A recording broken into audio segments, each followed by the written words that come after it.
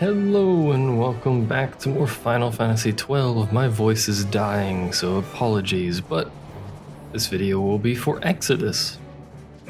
Could start the video, I'm dying. This is found in the Mosphoran Highwaste, and well, near the Bubbling Vale, specifically the Empyrean seat right there. In order to get there, we have to do a series of things involving these shrines. Whoa, camera. The camera tried to go in the chocobo there and freaked out. But anyway, to start off with, I believe we must activate the South Shrine. Activating these shrines causes a series of platforms to float upwards in a somewhat magical manner. It says by the steam, but there is literally no steam pushing them upwards, but it's okay. Anyway, we must then traverse. Must be that path. Yeah, it has to be that way. So we must traverse where that little exclamation point is, but I believe there is a chocobo this way. You will need a chocobo, so you will need some Geisel greens. Let these people buff themselves, they stopped doing it quite so much. Good enough. Anyway. You can interact with this wayward chocobo to give it some greens that we may ride atop it. Then we will have to make our way over here.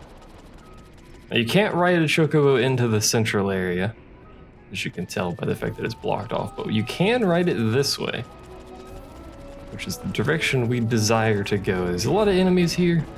They won't fight us because we're on a chocobo, and here is why you need it. Grassy area that cannot be traversed by foot. Now at this point, you can go ahead and dismount. There is no further need for further need for the chocobo. Lost some MP there, it's quite rude. There's a path here. I believe that is the path we will be wanting to go momentarily. I'm gonna fight these birds first, apparently. I'm just checking over here to see if there's any loot. This is the way we're supposed to go. We're supposed to end up, so. It's not a bad idea to preemptively clear the enemies out. The dispel mode's pretty good. Not that it matters for Exodus, because Exodus does not allow you to use items of any description. He also lives over there. But items in this fight cannot be used. The menu for it is inaccessible during the fight. Don't worry about any item-based gambits. If you have item-based gambits set up, you can go ahead and remove them to replace them with any more beneficial gambits. I will show you my gambits momentarily, but we want to activate this West Shrine, which will float some stone thingamadings up. Excuse me. Knock over this weathered rock to allow access to this pathway, so we don't have to do anything crazy again anymore. This lady will tell us about this rock. Indeed. Exactly as planned. And then the final one we have to interact with is this one over here with all the people around it. Now you have to, I don't know if I mentioned this already, but you have to have been at least to the Fawn, or through the Fawn Coast storyline, maybe to the Fawn Coast, in order to interact with these shrines, because the Moogles will come back and fix them. It's quite handy. Before we actually go over there, let's head back here. Touch this. Don't need to save because the game's gonna auto-save when I traverse into the next area over here anyway. So it doesn't really matter. Go ahead and show the gambits. They're not very complicated. This is what I'm going to do. None of these elemental things do anything, by the way. I just haven't moved them. Ash is going to be our tank, as you can see. She will be the primary focus of our defensive buffs, so she will be the tank person. Bosch could probably do with some protect because well, actually everyone could probably do with some protect. We'll have to see if I need to change that or anything. But apart from that, everyone is capable of curing. We'll be primarily using Curaja to top everyone up. Apart from that, not really much going on. Just basic attacks. There will be some more intricate details when we get into the fight, but it's not too bad. Exodius himself, I don't know what gender it is a remarkably slow enemy. In fact, I think it might be one of, if not the, excuse me, fight me. One of, if not just straight up the slowest enemy in the game. It's just obscene how slow it is. As the fight progresses, Exodius will get very slightly faster twice. But it's still a very slow enemy. There's a few things you can do.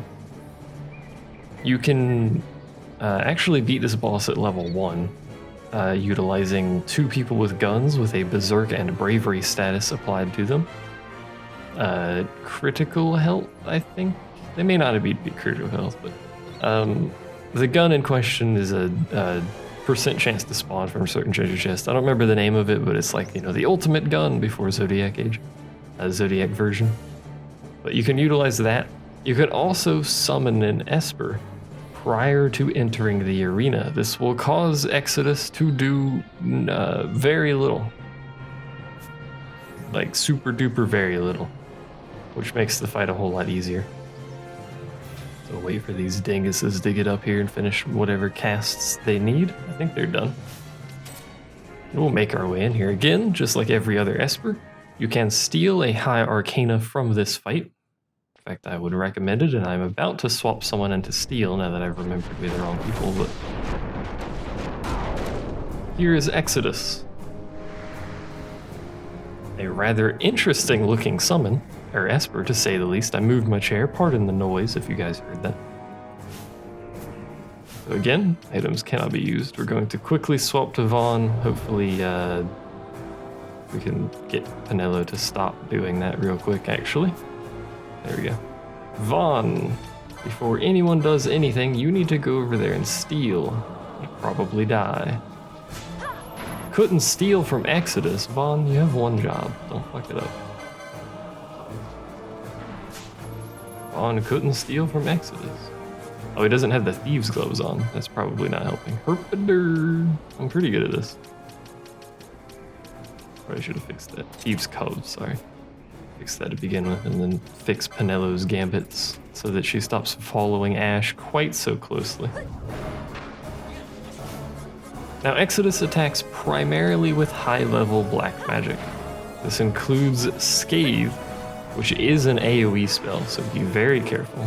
We did steal, so we can get Vaughn out of the party. So I'm going to try to keep our tank here, which is Ash, far away from people, preferably. Also uses Flare, which hits relatively hard, as you can see. Just be careful with the healing, and you should be okay. At, I think, 50% health, Exodus will gain slightly more speed. You can see just how slow he is. You can also use slow. Also, Dispel is a thing that I forgot to mention and forgot to do because I got distracted by stealing. So Unleash is what causes, oh, there goes Penelo. Oh, right, we can't raise with items. I don't think either of you two know raise. Let's find out. No. Do you know the Arise technique? You do indeed. Probably not the best use, because it's going to kill Ash. But it's best, or it's better for Penelo to be alive than Ash, so we can just do that. Now, when Exodus gets critical HP, he will become immune to... That might kill Penelo. Yep. I hate that so much. Just gotta do this again. This is why having multiple people capable of reviving is very useful. When he reaches critical HP, he will make himself immune to physical damage. There he goes. Also causes stop with physical attacks, by the way. Rather annoyingly so. He will also continuously cast Reflect on himself. This is going to kill somebody. Going to kill multiple people, apparently. This is going poorly, to say the least. Bosch isn't really helping very much. Let's bring Fran in. You cannot reflect Scathe, by the way. It is not possible. What do we want? Immunity to stop, probably, or just bubble. Let's give her a bubble belt. In fact, let's give both of them bubble belts so that they can actually survive hits. Although I think Penella's the only one that really needs it, so. Again, we'll kill Ash. It's alright though. We'll stabilize. Since they should have the health to actually tank a Scathe and a Flare now, it shouldn't be too bad. Anyway, Exodus from this point on is completely immune to physical damage for the remainder of the fight. What you can do here, when we finish getting set up, I'm actually just going to fast forward.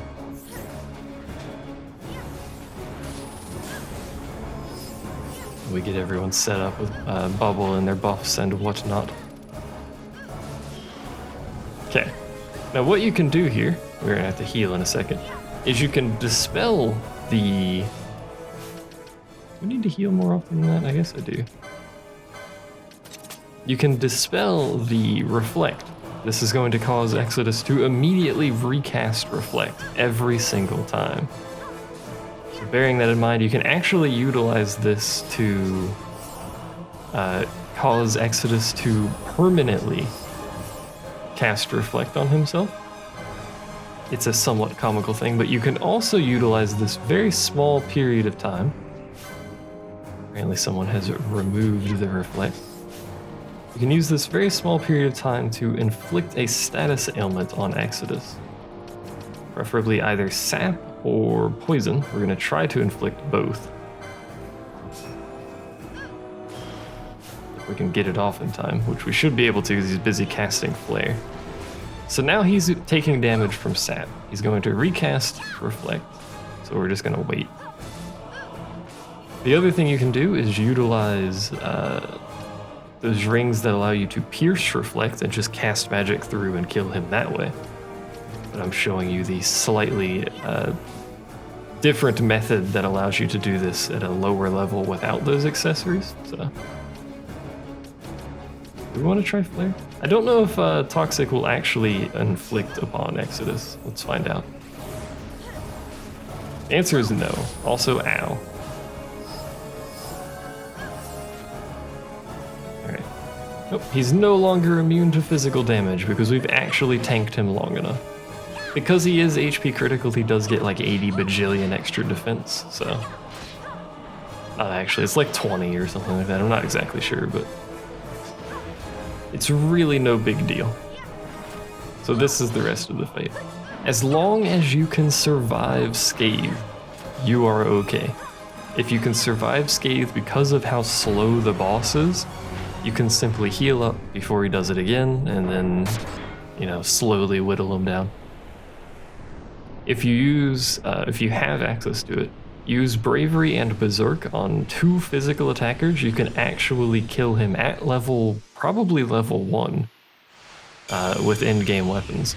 You can probably kill him before he manages to get the physical paling off. Paling? Physical immunity off, because of this, the damage from guns being based purely on the gun and not the stats of your character. You can utilize those. Anyway. It's Exodus. Not a difficult fight. The lack of items means you should probably have at least 2 people capable of reviving in some means. Otherwise, you know, if someone dies, like if your person that's capable of reviving dies, you have no way to get them up, so. Thankfully, Ash has infusion, so she can just kill herself, or whatever that spell is called, I don't remember. But there you go. It's a really tiny arena. You can't run away from Exodus. If you walk into the arena with an Esper summoned, you can stand over here and Exodus will not move. Ever. He will eventually move if you walk in here without an Esper. I'm pretty sure he'll eventually walk towards you. But if you have an Esper, I'm pretty sure he doesn't do that. But anyway, it's kind of irrelevant. There's no reason to stay over there like that. We're just going to ignore these enemies and wander back this way. So that's that video. The next few Espers are going to be something for later because there is quite a lot of things to do for them, and also in some cases quite a lot of leveling. Final Esper in the game is intended for, I believe, something like level 70, but I'm not sure. Anyway, that's it for this video. Thanks for watching. See you guys next time.